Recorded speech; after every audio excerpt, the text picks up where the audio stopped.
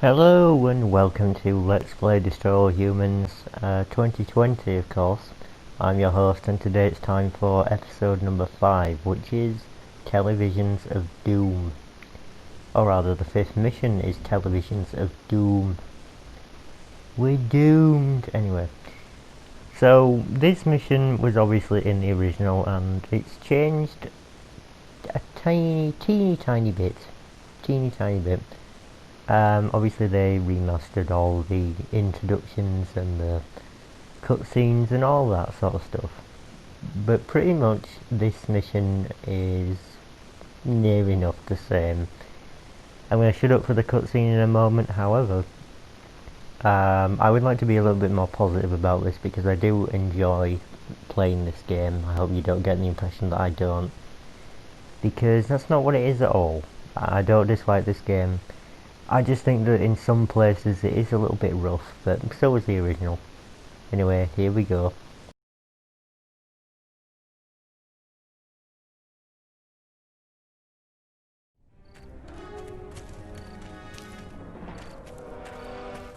They don't look so tough. Looks can deceive.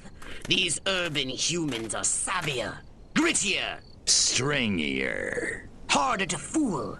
Keep your eyes sharp and your wits sharper. Not in the open. Duck in here. Hold the frequency. Hit me. We're go for phase 1. Our guys inside the station? Just waiting for the word. And the tape? In the briefcase, all queued up. Subliminal TV messages. What'll Majestic think of next? Search me. You know what a rhetorical question is? Not a clue. Come on.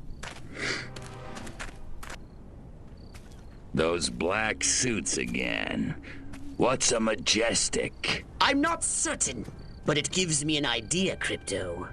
Wait, let me grab something to write with. If our plan is to succeed, simply reading human minds will be insufficient. We must control them. To ease the harvesting of their brainstems, grease the wheels, so to speak. Sounds like a gas. How do we do it? I believe your ebon-garbed friends have provided us direction. Alright, so those are the Majestic Agents which we've been seeing. We saw them in the first episode, and they got officially kind of introduced in the last one. And Majestic Agents are basically the Men in Black, you know. But also, funny thing they did in this game is they didn't give them laser guns to start off with, or energy gun thingies. This time around, they start off using stuff like pistols, which the cops use, you know, basic weapons. And then they start working on, I'm searching for a barrel or exploding thing to throw at the car, but, you know, the objective is already gone, so it doesn't really matter. I think you have to do that pretty quickly. Either that or start off in disguise and wait for the perfect opportunity. But anyway, point is that they start off with basic pistols, and then you get variations that have submachine guns like Tommy guns. And then we get on to the laser weapons, I believe, later on. And yeah, so in the original they just start off with laser weapons, and it wasn't really clear on how they got them, and I don't believe that they will bother explaining it here.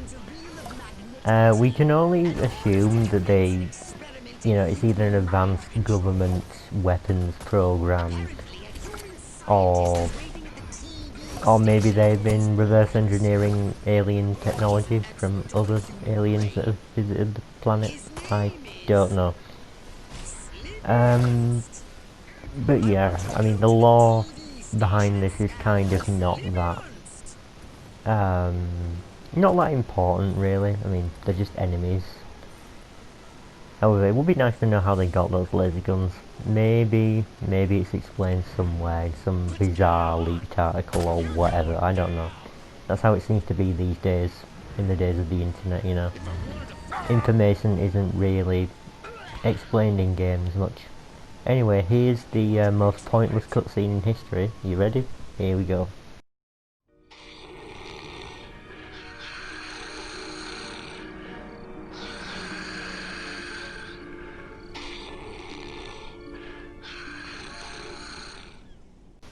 So this is Sleepy Ernst, who I forgot to mention because I was going on about the Majestic and the weaponry.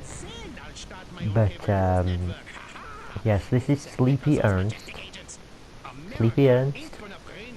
And I will take this moment to say that Pox, the voice actor behind him, is Richard Stephen Horvitz.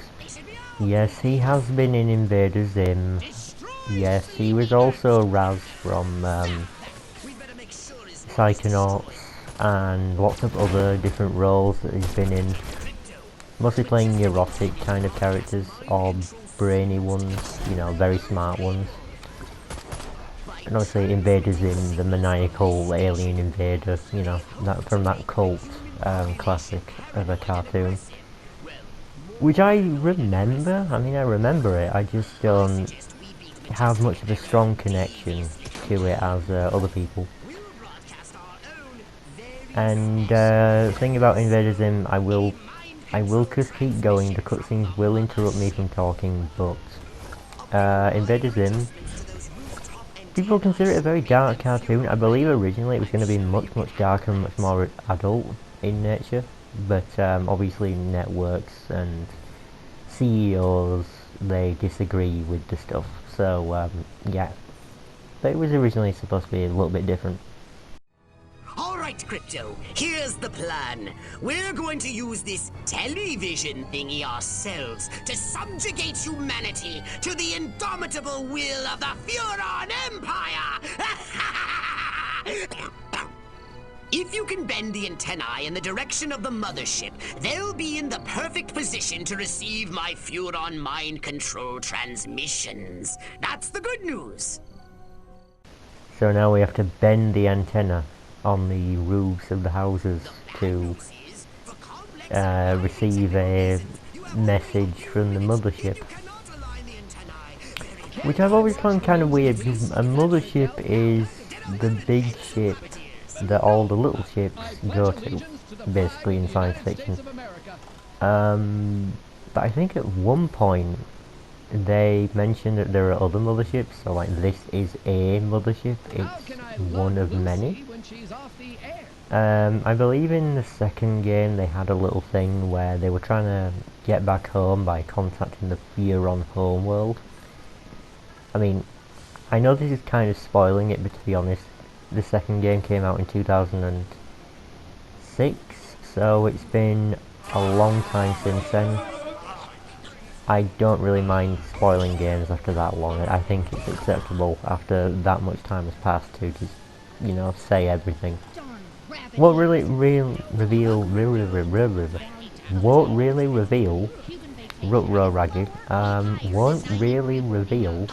much more than that, but they did try and contact the Furon homeworld, and they mentioned a mothership. You want us to send a mothership out to you, not the mothership, because the mothership that is in this game was destroyed in the beginning of the second one. So multiple motherships. Don't believe that follows the concept of science fiction perfectly, but you know, that's the way it is. Anyway, final antennae, or antenna. Let's go.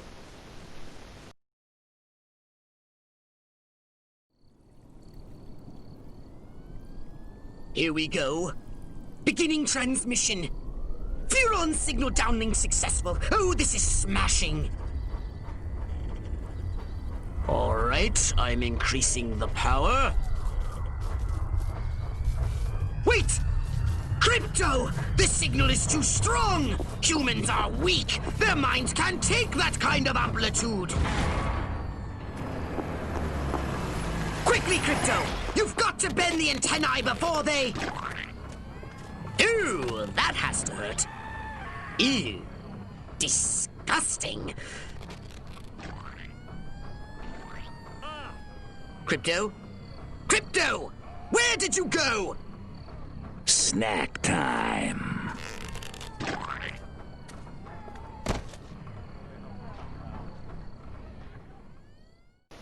and it makes their heads explode. Fantastic. Yes, that did happen in the original. Everything, you know. I always find it kind of weird how we just go straight to foiling the plans of the Men in Black, you know, foiling the government's plans. Freak lightning strikes entire block, kills 12. Pretty sure there were more than 12 people probably killed by that, but, you know. Also, it's not freak lightning that's to blame for that, but of course the government will say anything to cover this up. That's the joke, that's the running theme. Bad stuff happens for the humans and then the government just covers it up like, oh, it was just a lightning storm. Oh, it was just clouds, or a weather balloon, or stuff like that, you know. But anyway, that's pretty much the end of this episode. Sorry, it's been quite a short one. There will be longer missions coming up after this, but for right now, we've got some short and easy and simple and straightforward ones. Do hope you enjoyed watching today's episode, and I will see you in the next one where we will be doing Alien Stole My Brain Stem. See ya.